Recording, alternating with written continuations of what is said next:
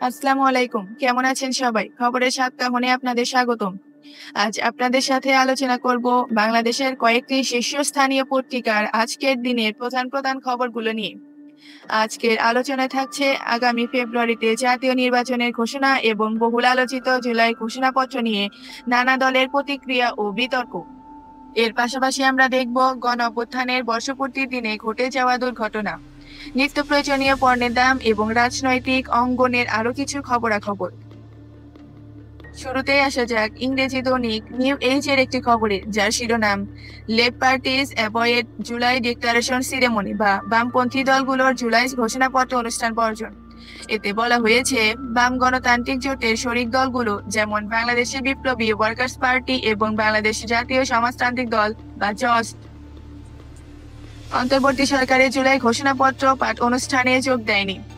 দলগুলোর নেতারা বলেছেন, অনুষ্ঠানে আমন্ত্রণ জানানো হলেও ঘোষণাপত্র তৈরির প্রতিক্রিয়ায় তাদের কোনোভাবেই সম্পৃক্ত করা হয়নি, তাই তারা সেখানে যাননি।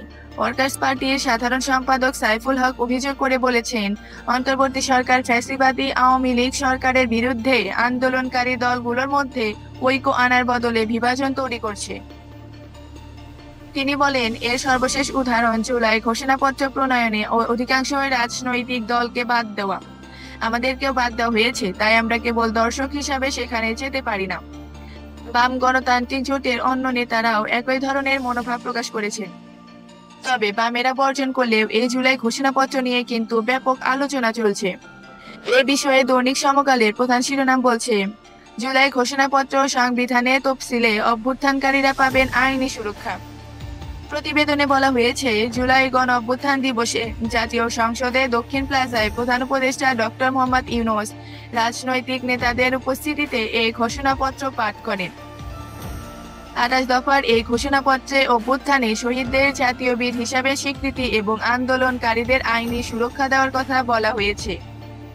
আগামী নির্বাচনে গঠিত নতুন সরকার এই ঘোষণাপত্রকে সংস্কার করা সংবিধানে তফসিলে যুক্ত করবে।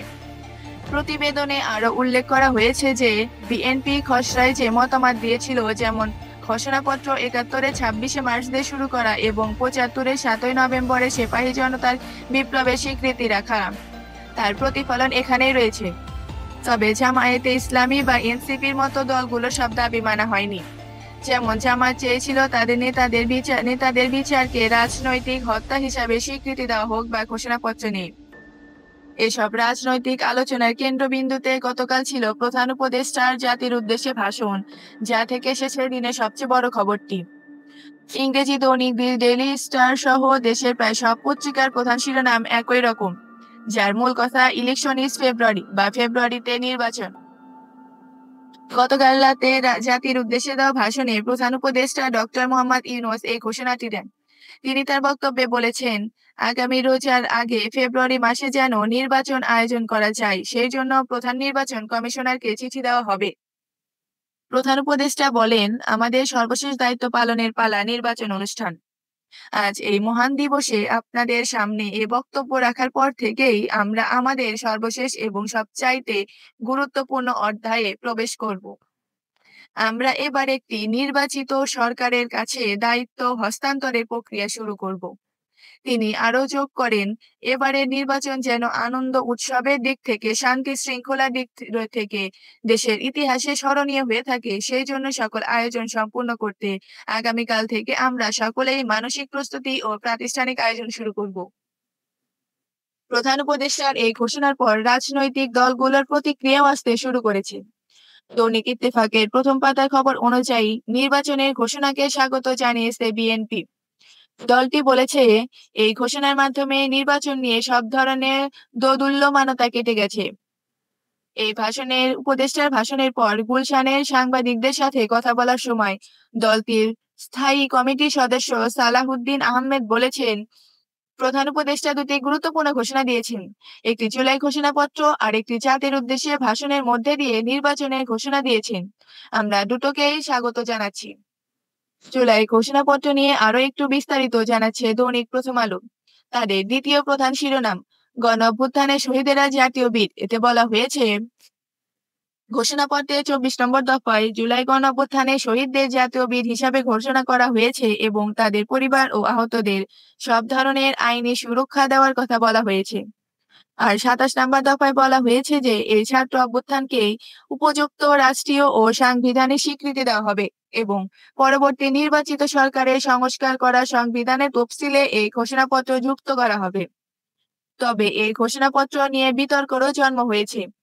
বণিক বার্তার প্রথম পাতার একটি খবর এই দিকটি তুলে ধরেছে, যার শিরোনাম ফ্যাসিবাদের পথ সুগম করেছে ১/১১ সরকার। জুলাই ঘোষণাপত্রে ৬ নম্বর দফায় বলা হয়েছে, দেশি বিদেশি চক্রান্তে সরকার পরিবর্তনে গণতান্ত্রিক প্রতিক্রিয়া ব্যাহত হওয়ায় ১/১১ ষড়যন্ত্রমূলক ব্যবস্থার মাধ্যমে বাংলাদেশে শেখ হাসিনার একচ্ছত্র ক্ষমতা, আধিপত্য ও ফ্যাসিবাদের পথ সুগম করা যায়। কিন্তু এই ১/১১ তত্ত্বাবধায়ক সরকারের সাথে যুক্ত অনেকেই এখানকার অন্তর্বর্তী সরকারের আছেন এবং তারা সেই সময়ের নির্বাচনকে দেশের অন্যতম সুষ্ঠু নির্বাচন বলে দাবি করেন। যেমন brigadier general M Sakhawat Hossain, যিনি ১/১১ সরকারের অধীনে নির্বাচন কমিশনার ছিলেন। তিনি বর্তমানে অন্তর্বর্তী সরকারের একজন উপদেষ্টা। এর মাধ্যমে অন্তর্বর্তী সরকারের তথ্য উপদেষ্টা মাহফুজ আলমের একটি ফেসবুক পোস্ট ১/১১ পদধ্বনি শোনা যাচ্ছে নতুন করে আলোচনার জন্ম দিয়েছে। জুলাই গণঅভ্যুত্থান দিবসের এই উদযাপন অনুষ্ঠানে একটি দুঃখজনক ঘটনা ঘটেছে। সংবাদ পত্রিকার দ্বিতীয় প্রধান শিরোনাম জানাচ্ছে, গণঅভ্যুত্থানের বর্ষপূর্তি গ্যাস বেলুন বিস্ফোরণে দগ্ধ ১১। গতকাল মানিক মিয়া এভিনিউয়ের অনুষ্ঠানে এই গ্যাস বেলুন বিস্ফোরণে অন্তত ১১ জন দগ্ধ হয়েছে, যাদেরকে জাতীয় বার্ন ও প্লাস্টিক সার্জারি ইনস্টিটিউটে চিকিৎসা দেওয়া হচ্ছে। প্রত্যক্ষদর্শীরা জানান, দুপুর ১:২টার দিকে স্বৈরাচারের পালায়নের প্রতীক হিসাবে হেলিকপ্টারের আকৃতি সবুজ রঙের বেলুন ওড়ানো হচ্ছিল। একগুচ্ছ বেলুন ওড়ানোর কিছুক্ষণ পরে তা বিদ্যুতের তারে লেগে আগুন ধরে যায় এবং বিস্ফোরিত হয়, যাতে আশেপাশের ১১ জন ঝলসে যান। এদিকে দেশের বাইরে থেকেও রাজনৈতিক বক্তব্য এসেছে। দৈনিক কালের কণ্ঠের একটি খবরের শিরোনাম, ১৯৭১ স্বাধীনতা অর্জনের যুদ্ধ, ২০২৪ স্বাধীনতা রক্ষার যুদ্ধ। এতে বিএনপির ভারপ্রাপ্ত চেয়ারম্যান তারেক রহমানের একটি ভার্চুয়াল ভাষণের অংশ। লন্ডন থেকে দেওয়া বক্তব্যে তিনি বলেছেন, ১৯৭১ সাল ছিল স্বাধীনতা অর্জনের যুদ্ধ আর ২০২৪ সালে ছিল স্বাধীনতা রক্ষার যুদ্ধ। তিনি আরো বলেন, ২০২৪ সালে গণঅভ্যুত্থানে ১৫০০-এর বেশি মানুষ শহীদ হয়েছেন এবং ৩০,০০০ মানুষ আহত হয়েছেন। কিন্তু পলাতক ফ্যাসিস্ট চক্রের কোনো অনুশোচনা নেই। তিনি জোর দিয়ে বলেন, ১৯৭১ সালে শহীদ মুক্তিযোদ্ধাদের বাংলাদেশ ভোলেনি। ২০২৪ গণঅভ্যুত্থানে শহীদদেরও বাংলাদেশ ভুলবে না। রাজনৈতিক অঙ্গনের আরেকটি ভিন্ন ধর্ম খবর নিয়ে দিয়েছে মানবজমিন। তাদের প্রথম পাতার খবর, কক্সবাজারে এনসিপি নেতারা নানা আলোচনা। প্রতিবেদনে বলা হয়েছে, জুলাই গণঅভ্যুত্থানের বর্ষপূর্তির দিনে হঠাৎ করে জাতীয় নাগরিক পার্টি বা এনসিপি শীর্ষ ৫ নেতা কক্সবাজারে যাওয়ার নানা গুঞ্জন শুরু হয়েছে। তারা একটি হোটেলে ওঠার পর খবর রটে যায় যে তারা সাবেক মার্কিন রাষ্ট্রদূত পিটার হাসের সঙ্গে গোপন বৈঠক করতে গেছেন। এই খবরের হোটেলের সামনে স্থানীয় বিএনপি নেতারাও ভিড় করেন, যদিও পরে জানা যায় পিটার হাস বাংলাদেশে নেই। এনসিপি নেতারা বিষয়টি অস্বীকার করেছেন। দলটির মুখ্য সংগঠক নাসিরুদ্দিন পাটোয়ারি জানিয়েছেন, তারা কারো সঙ্গে দেখা করতে নয়, বরং কর্মসূচির ক্লান্তি দূর করতে বিশ্রামের জন্য সাগর পাড়ে গিয়েছেন এবং এটিকে মিডিয়া প্রোপাগান্ডা বলে উল্লেখ করেছেন। সব রাজনৈতিক খবরের শেষে এবার একটু সাধারণ মানুষের দৈনন্দিন জীবনের দিকে নজর ফেরানো যাক। দৈনিক দেশ রূপান্তরের একটি খবরের শিরোনাম, পেঁয়াজ ডিমের দাম চড়া। খবরে বলা হয়েছে, সাপ্তাহিক ব্যবধানে প্রতি কেজি পেঁয়াজের দাম ১৫ টাকা থেকে ২০ টাকা বেড়ে ৭৫ থেকে ৮৫ টাকা বিক্রি হচ্ছে। একই সঙ্গে ফার্মের ডিমের দামও ডজনে ১৫ থেকে ২০ টাকা বেড়ে ১৩০ থেকে ১৪০ টাকা পৌঁছেছে। তবে একটি ইতিবাচক দিক হলো, গত বছরে এই সময়ে তুলনায় পেঁয়াজ ও ডিমের দাম এখনো কিছুটা কম। ব্যবসায়ীরা বলেছেন, বর্ষায় ডিমের উৎপাদন কমা এবং পেঁয়াজের মজুত কমে যাওয়া ও পচে যাওয়ার কারণে দাম বাড়ছে। আজকের জন্য এইটুকুই। আশা করি বিস্তারিত আলোচনা আপনাদের কাছে ভালো লেগেছে। আবার দেখা হবে। ভালো থাকবেন। আল্লাহ হাফেজ।